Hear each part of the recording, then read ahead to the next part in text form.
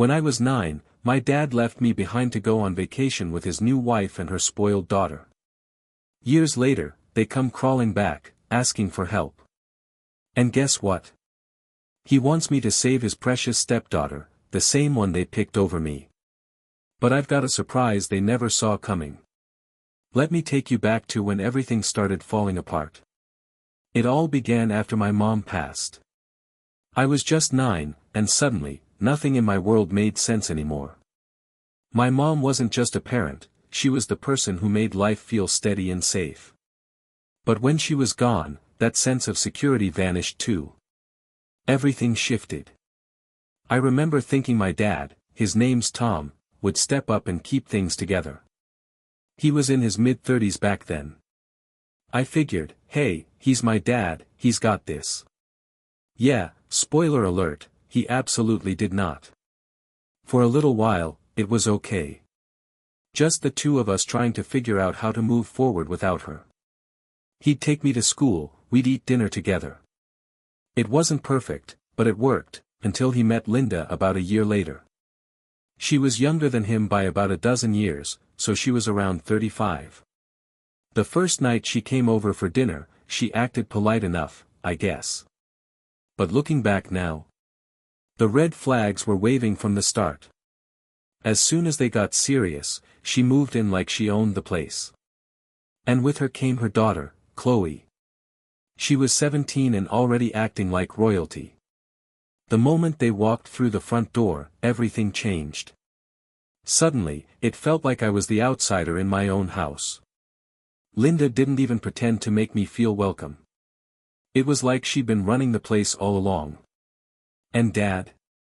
He just nodded along with everything she did. I was still that 9-year-old kid, still grieving my mom, and completely clueless on how to handle this mess. But even then, I could see how much my dad started to shift. He wasn't the same. Linda became the center of his world, and I was just there, like an afterthought. I don't even know how to explain it. I was present, sure, but not valued. Things really started going south when it became obvious that I didn't matter in that house. You'd think losing my mom would earn me at least a little compassion, right? Some kind of understanding from them? Nope. Instead, they treated me more like hired help than family. Linda doted on Chloe constantly, while I was stuck doing every chore under the sun. And if I ever spoke up, I'd get shut down real quick. Apparently, that was the new normal. I found myself cleaning up after Chloe all the time. She acted like a toddler, leaving trash everywhere, and I was the one expected to pick it all up. While she was off hanging out with friends or lounging in front of the TV, I was washing dishes, vacuuming, doing whatever Linda barked out next. And Dad? He just stood by and let it happen. He never lifted a finger or said a word in my defense. It was like he truly believed a 9-year-old should be playing housekeeper. I didn't understand why he was okay with it, but I also didn't know how to speak up for myself back then. But the thing that really broke me, the one that still burns to think about, was what happened that Christmas. They all planned this holiday getaway. My dad, Linda, and Chloe. Some fancy cabin in the mountains or something. And at first, I thought I was going too. I mean, it's Christmas. That's supposed to be family time, right? But then they dropped the bomb, I wasn't going. I was told I had to stay home and look after Chloe's dog, Buster. Yeah. They left me behind to babysit a dog while they took off on a luxury vacation. Don't get me wrong, I love dogs. Buster was a good boy. But he wasn't mine. He was Chloe's. I even suggested we hire a sitter or board him somewhere, but Linda shut that idea down instantly. She said paying someone was a waste of money, and that I could easily stay alone for a few days to handle it. I was freaking 9. 9 years old, left completely alone for 3 days to manage the house and a dog during Christmas. That first night, I sat on the couch feeling totally abandoned. I was scared, sad, angry, every emotion piled on top of me. It was Christmas, and instead of being surrounded by family, I was stuck taking care of someone else's pet like it was a chore. What hurt the most wasn't the loneliness. It was knowing my dad let this happen. He didn't argue, didn't try to include me, didn't even seem to care. He just let Linda run the show, and her plan didn't include me. That Christmas changed everything for me. After that, the distance between me and my dad only grew wider. The man I used to admire turned into someone I didn't recognize. He handed Linda the reins, and I was always the one losing out. Every holiday, every gathering, it was all about them. I was just expected to follow orders and stay quiet. And you know, looking back, I wish I'd said something. I wish I'd spoken up. But I was just a kid. I didn't have the voice or the strength to stand up to them. So I stayed quiet. And because of that, things only got worse. But here's the thing, I wasn't totally alone. After that awful Christmas, my mom's sister, Aunt Margaret, showed up with my cousin Elise. They'd heard what happened, how I got left behind while the rest of the family went on vacation, and they weren't about to let me sit in that house feeling forgotten. They brought wrapped gifts, cooked a proper Christmas dinner, and turned what had felt like a nightmare into something warm, something that actually resembled the holidays. Elise even stayed the night to help me take care of Buster, Chloe's dog, not because she had to, but because she wanted to. That's when it really hit me, family isn't just about blood or who shares your roof. It's about who shows up and actually gives a damn. From that point on, Aunt Margaret and Elise were my safe harbor. They didn't owe me anything, but they stepped in anyway. And I'll never forget that. Honestly, if it weren't for them, I don't know how I would have made it through the next few years of feeling invisible. That Christmas was eye-opening. It showed me exactly who had my back, and it sure as hell wasn't my dad or Linda.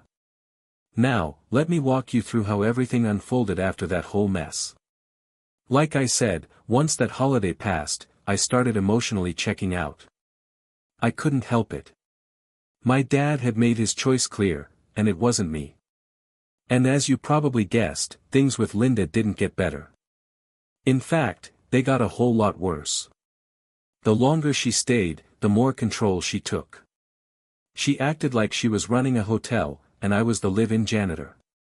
By the time I hit 12, I was doing just about everything around the house. Laundry, dishes, vacuuming, taking out the trash, you name it. I'd ask if someone could help out once in a while, and Linda would just smile that fake smile of hers and say, "It's good practice for when you have your own place someday." Like seriously? I was 12. I couldn't even cook mac and cheese without burning the pan. Meanwhile, Chloe was still being treated like she walked on water. She was 17 when Linda and my dad got hitched, and she had her mom wrapped around her little finger. Anytime Linda even thought about asking her to help, Chloe would suddenly have homework, or some important thing she needed to go do. And Linda? She let it slide every single time. So while Chloe was off snapping selfies or going out with friends, I was down on my hands and knees scrubbing their floors. I wasn't a son anymore, I was background noise. Their personal housekeeper they didn't have to pay. And what made it 10 times worse was how my dad just let it happen. He'd be lounging in his recliner watching TV while Linda snapped her fingers at me. Not once did he stand up for me. Not once did he say, "Hey, maybe Chloe can help too." It was like he didn't see anything wrong with it. I still don't know if he was scared of Linda or if he just didn't care anymore. Either way, it cut deep. I remember being around 14 when I finally worked up the nerve to talk to him about it. I told him I didn't think it was fair, how I was the only one doing chores while Chloe got a free pass every time. You know what he told me? "Life's not fair. You just have to deal with it." That's all I got. No support, no comfort, just deal with it. That was the moment I stopped expecting anything different from him. I stopped hoping he'd wake up and realize how messed up everything was. And this is where Aunt Margaret and Elise came back in. After that Christmas, they didn't just vanish. They were a constant in my life. Margaret showed up for birthdays, holidays, even just random weekends to check in and see how I was doing. Elise was right there too. Even though she was a few years older, Elise felt like the big sister I'd never had. Anytime I needed a break from Linda's nagging or Chloe's tornado of a mess, I'd escape to Aunt Margaret's place. Elise and I would go out for ice cream, wander around the mall, or just crash on the couch watching old TV shows. I could actually talk to her about what was happening at home, and she listened, really listened. She never made me feel dramatic or like I was overreacting. One weekend, I was about 16, I was staying over at their place and venting to Elise about how Linda yelled at me for folding the laundry too slowly. It was something minor, but it had ruined my whole day. Elise looked me straight in the eyes and said, "You know this isn't normal, right? You're not supposed to be treated like this." That hit me harder than I expected. Up until then, I thought that was just life. I thought maybe I was the problem. But hearing her say that out loud flipped a switch in my head. Elise and Aunt Margaret had always been good to me, but that moment was different. It made me realize there was another way to live. A better way. One that didn't involve being walked all over. After that conversation, I stopped caring so much about earning Linda's approval, or even my dad's. I started focusing on myself. I still did the chores because I didn't want to cause more problems, but I didn't let it get under my skin anymore. I kept my head down, threw myself into school, spent more time with Elise, and started dreaming about the day I'd finally leave that house behind. And I was right to. When I turned 18, I got accepted into college on a full scholarship. That was my golden ticket, and I wasn't about to waste it. The day I left for school felt like I could finally breathe for the first time. Linda didn't even say goodbye properly. Just tossed out a half-hearted, "good luck," and went right back to whatever she was doing. Chloe. She didn't even look up from her phone. But my dad, he actually hugged me. For the first time in years, he pulled me into a real hug and said he was proud of me. It felt weird, honestly. Like too little, too late. At that point, his words didn't mean much anymore. I was just focused on getting out and starting fresh. And college? Man, that was a whole different world. Starting college felt like I'd finally hit the reset button on my life. I got to meet new people, make friends, and actually just be myself, without constantly feeling like someone's unpaid help. And the best part? Aunt Margaret and Elise were still there, cheering me on from the sidelines. They'd send care packages with snacks and little notes, sometimes even show up to visit if they were passing through. Honestly, they were the only people I truly considered family at that point. But even with me gone, Linda and Chloe weren't done trying to drag me back into their drama. About halfway through my first semester, my phone buzzed with a call from my dad. He said Linda and Chloe thought it would be nice if I came home for the holidays. He made it sound like they were trying to extend some kind of peace offering, like they were finally ready to act like a real family again. But I knew better. I could literally hear Linda whispering in the background, feeding him lines like a bad actor with a stage mom. It was obvious this wasn't about me, it was about convenience. They wanted someone to cook, clean, decorate, and probably play dog sitter again. So I cut to the chase and told him I'd already made plans to spend the holidays with Aunt Margaret and Elise. He didn't argue. Just sighed and said, "All right, maybe next time." Yeah, sure. Like there'd ever be a next time. I was done chasing approval from people who never truly saw me. Dad and Linda had their chance to be my family, and they blew it. My real family was the one that stepped up when things were hard, Aunt Margaret, Elise, and the life I was finally starting to build for myself. If there's anything I've learned through all of this, it's that family isn't about DNA. It's about who shows up, who puts in the effort, who actually gives a damn. And for me, that's always been Aunt Margaret and Elise. Anyway, now that I've walked you through the whole mess with my dad and Linda, let me tell you what happened after I left for college. You'd think cutting ties would bring some peace, right? But nope. Turns out the real fireworks hadn't even started yet, and as usual, it all led back to Chloe. So I'm about 2 years into college at this point. Life's good. I'm doing great in my classes, got a solid group of friends, and for once, I feel like I've actually got control over my future. I'm still close with Margaret and Elise, visiting whenever I get the chance, and things finally feel stable. As for my dad and Linda, I kept my distance. I figured if I stayed out of their orbit, they'd leave me alone. But then Chloe decided to stir the pot. One afternoon, out of nowhere, I get a message from her. Now, keep in mind, Chloe and I barely ever talked. She made it pretty clear growing up that I was beneath her, just the help in her little kingdom. So when I saw her name pop up on my screen, I was already suspicious. At first, she came off weirdly sweet, asking about school, my classes, acting like we were suddenly best friends. The whole thing reeked of fake energy. I just sat there reading her messages, thinking, alright, what's she really after?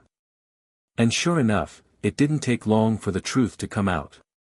She admitted she was failing a couple of her college courses, surprise, surprise, and was really stressed out. But instead of owning up to it, she blamed her professors, said the assignments were unfair, the tests were too hard. Basically, it was everyone's fault but hers. Then came the kicker.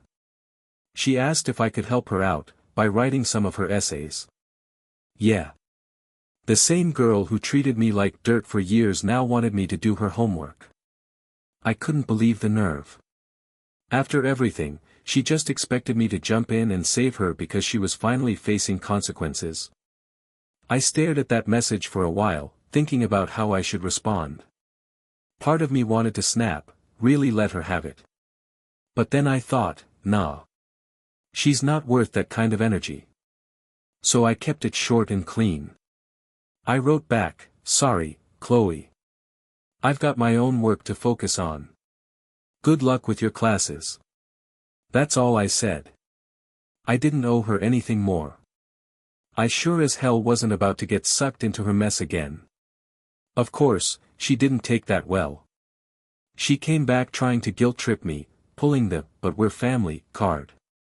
Said something like, you're supposed to help your sister when she's struggling. Sister? Since when? She hadn't acted like I existed for years. I didn't respond. I just let the messages sit there, unread. But that wasn't the end of it. A few days later, Linda called me up, and from the second I answered, I could tell she was furious.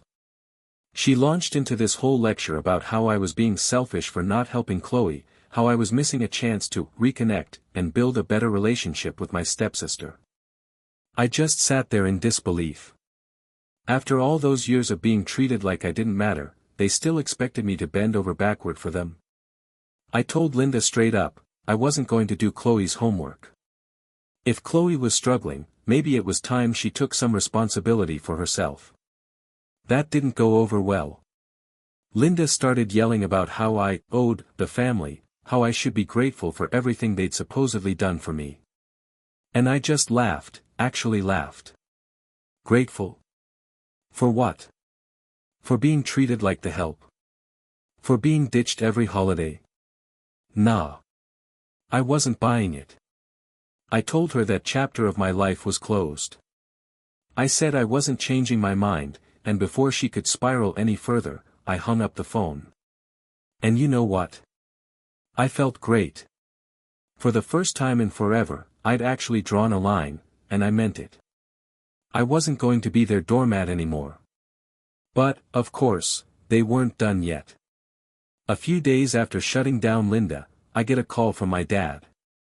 Now, we hadn't really talked much since I left for college, so seeing his name pop up caught me off guard. He started the call like nothing was wrong, small talk, asking how school was going, acting like he genuinely wanted to check in. But I knew better. I could feel it coming. And sure enough, a few minutes in, he shifts the conversation and brings up the whole Chloe situation. He starts doing that dad mediator routine, saying Linda's been really upset and maybe, just maybe, I should rethink helping Chloe with her school stuff. Then came the classic line, You know, family sticks together. I actually laughed out loud when he said that. The irony was almost too much. I mean, where was all that family sticks together energy when I was left alone at Christmas? Or when I was cleaning up after everyone like a damn housekeeper? I told him straight, I wasn't going to let guilt push me into doing something that had nothing to do with me. If Chloe couldn't keep up with her classes, that was her problem to solve. He didn't fight me on it. Just sighed and said, I'm disappointed, but I understand. And that was it. End of conversation. After I hung up, I felt this weird mix of emotions. I was proud of myself for holding the line, for not caving. But at the same time, it stung.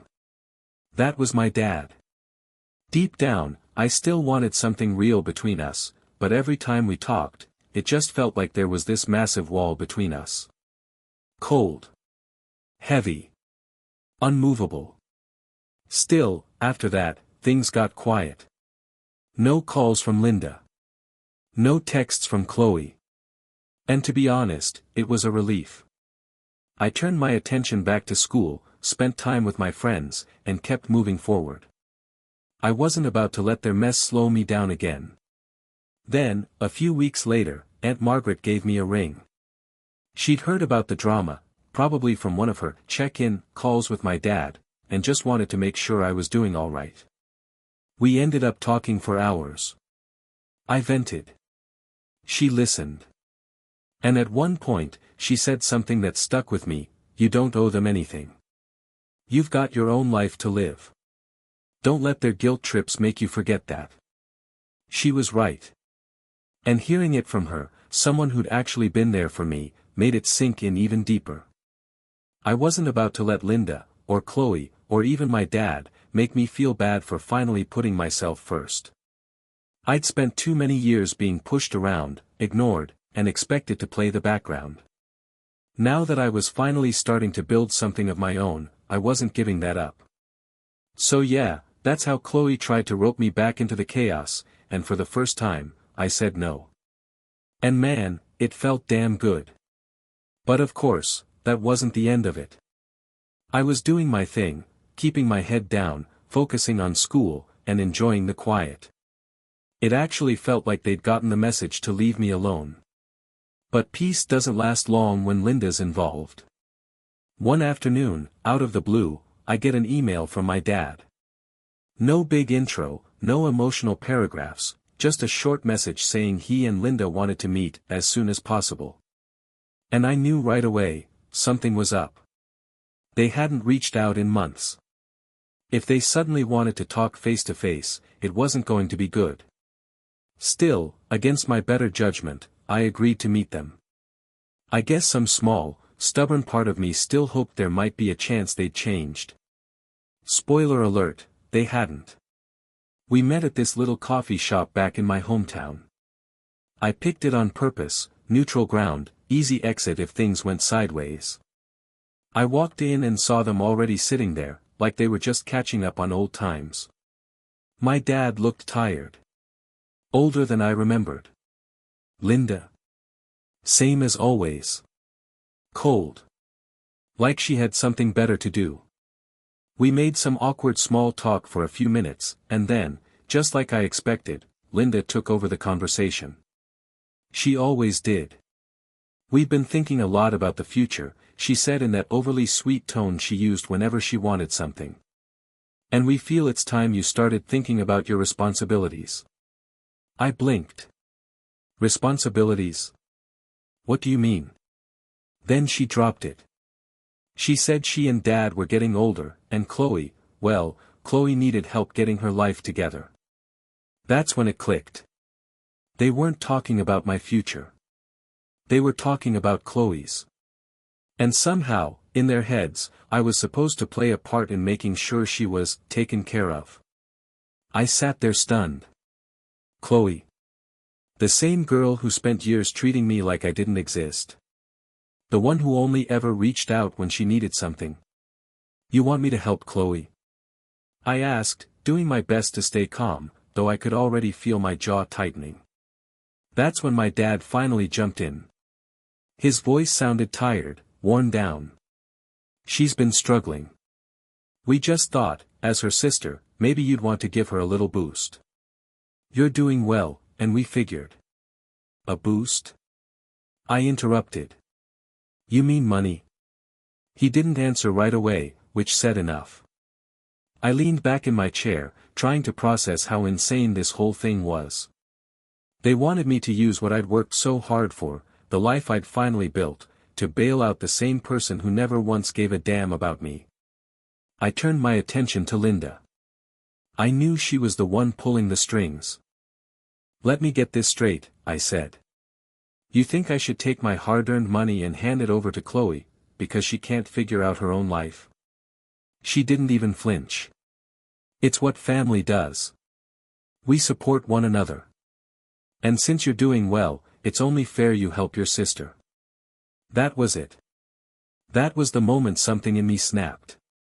All the years of being overlooked, of being used, of being treated like I didn't matter, it all came crashing back. But this time, I didn't shut down. I sat up, looked her dead in the eye, and said, no. I'm not doing it. I'm not responsible for Chloe's life. She's an adult. If she can't get it together, that's not my problem. My dad tried to chime in, but I wasn't finished. I leaned forward and let it all out. Do you even hear yourselves right now? After everything you put me through, you still expect me to just drop everything and fix Chloe's mess? Where was all this family talk when I was the one being ignored and left behind? When I was cleaning up after everyone while you two played happy family on vacation? And now you think I should save her? No. Absolutely not. Linda's expression turned icy. I knew what was coming. She always had a talent for flipping the blame and making me feel like the villain. You're being selfish, she said, her voice sharp as a blade. We've done so much for you, and this is how you repay us. By turning your back on your own family. I couldn't help but laugh, dry, humorless. You think you've done so much for me? You mean like leaving me alone on holidays? Or making me do every chore while Chloe sat around like a princess? Never once making me feel like I mattered. That's what you call helping? My dad just stared at his hands, silent. Maybe ashamed. Maybe just too cowardly to say anything. Linda, though, she wasn't backing down. We gave you a roof over your head, we raised you, and this is how you thank us. You're going to regret this one day. You'll see just how much we did for you. That was it for me. I stood up, grabbed my bag, and looked them both in the eyes. I don't owe you anything, I said calmly, voice steady. I built my life without your help. If Chloe needs support, maybe it's time you stepped up as her actual parents and helped her yourselves. I'm not going to be your backup plan. And with that, I walked out. My chest was tight, my heart pounding like a drum, but I didn't look back. Yeah, I was angry. Furious, even. But underneath that? Relief. Pure, absolute relief. I'd finally said all the things I'd been holding in for years, and it felt like 1,000 pounds had been lifted off my shoulders. I wasn't going to be dragged back into that toxic cycle ever again. I was done sacrificing myself just to make other people comfortable. After that, nothing. No calls. No texts. Just silence from their end. And honestly, that was fine by me. I poured myself into school, spent time with my friends, and kept building the life I wanted.